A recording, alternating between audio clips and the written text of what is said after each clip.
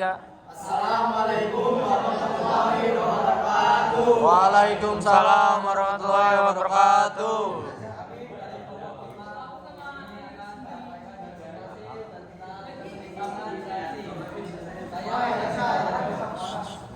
Saya Ferdinand Sabubakan. Saya Farman Junior. Saya Nasir Surat. Saya Abis Ramadan. Baik, lanjut. Yang akan menjelaskan kepada saya. Saya akan menjelaskan pengertian keseimbangan reaksi. Ada berbagai macam reaksi dalam ilmu kimia. Salah satunya adalah reaksi keseimbangan kimia atau disebut dalam keseimbangan dinamis. Reaksi keseimbangan kimia adalah suatu keadaan dalam reaksi kimia yang mengandalkan waktu dan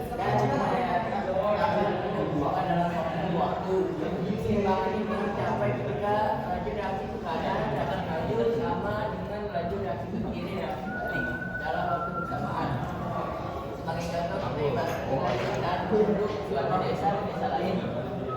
Keseimbangan tercapai jika pada waktu bersamaan jumlah penduduk yang pindah dari desa A ke desa B sama dengan jumlah penduduk yang pindah dari desa B ke desa A. Dengan begitu jumlah penduduk di kedua desa tersebut tidak berubah bersama reaksi keseimbangan juga yang dapat disebut dengan reaksi panas bolak-balik.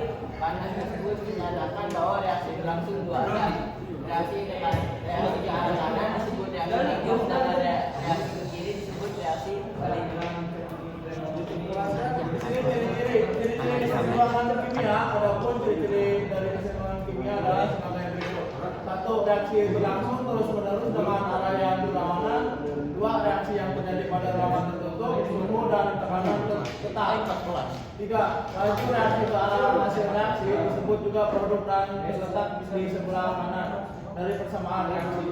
Dan ke arah reaksi disebut juga reaktan dan terletak di sebelah kiri dari persamaan reaksi adalah sama.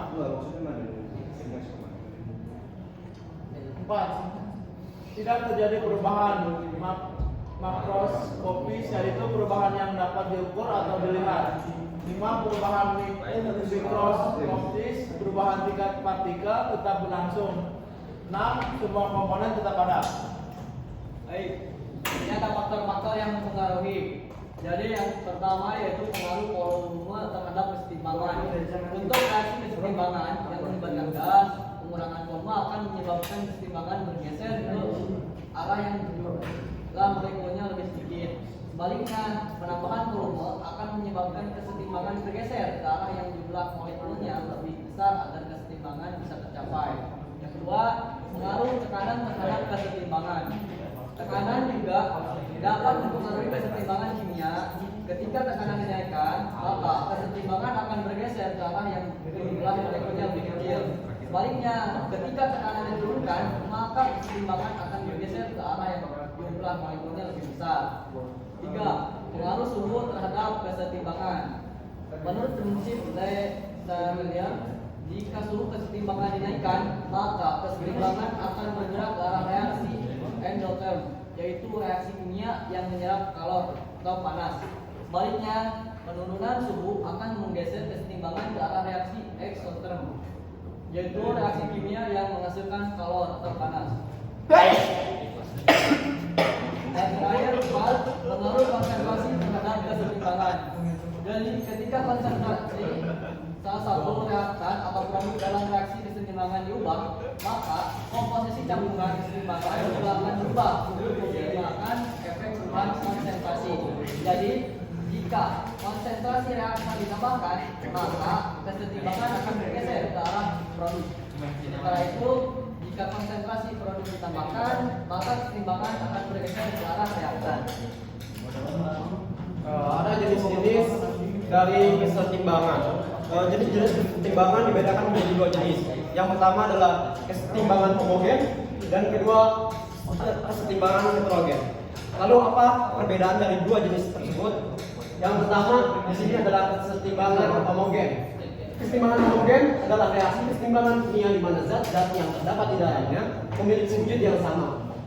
Salah satu contohnya antara kesetimbangan antara gas dengan gas. Contohnya adalah N2G plus N plus A2O2G equals 2NOG. Lalu ada kesetimbangan heterogen. Salah satu kebalikan dari kesetimbangan homogen, kesetimbangan heterogen adalah reaksi kesetimbangan kimia di mana zat-zat yang terlibat di dalamnya memiliki wujud yang berbeda. Contohnya adalah kesetimbangan antara zat padat dengan gas. Contoh CaCO3 equals CaOS plus CO2G.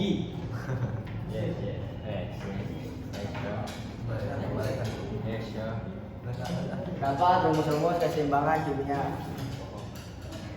Dalam reaksi keseimbangan kimia homogen berlaku rumus sebagai berikut.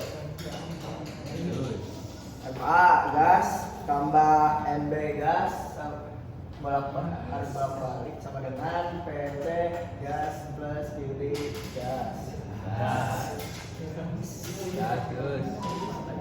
Sementara dalam reaksi keseimbangan kimia heterogen berlaku rumus Ma gas plus Mb solid sama dengan Pc gas Qd gas. Dari rumus di atas maka diperoleh sejumlah rumus dalam keseimbangan kimia antara lain: 1. Tetapan keseimbangan konsentrasi Kc. 2. Tetapan keseimbangan tekanan parsial Kp. Selesai. Dan ada pun penerapan di sini contoh dalam kehidupan sehari-hari. 1. Derajat kesamaan pH dalam darah dan jaringan tubuh. 2. Keseimbangan dalam mulut.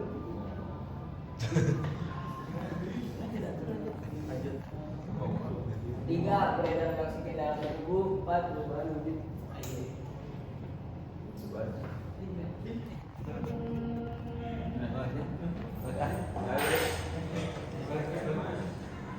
Mungkin mencukupkan sekian untuk presentasi dari kelompok 5. Mohon maaf bila ada salah kata. Hal lain yang berkenan di hati. Mudah-mudahan ada manfaatnya untuk kita semua. Dan dari kelompok 5. Amin. Assalamualaikum warahmatullahi wabarakatuh. Waalaikumsalam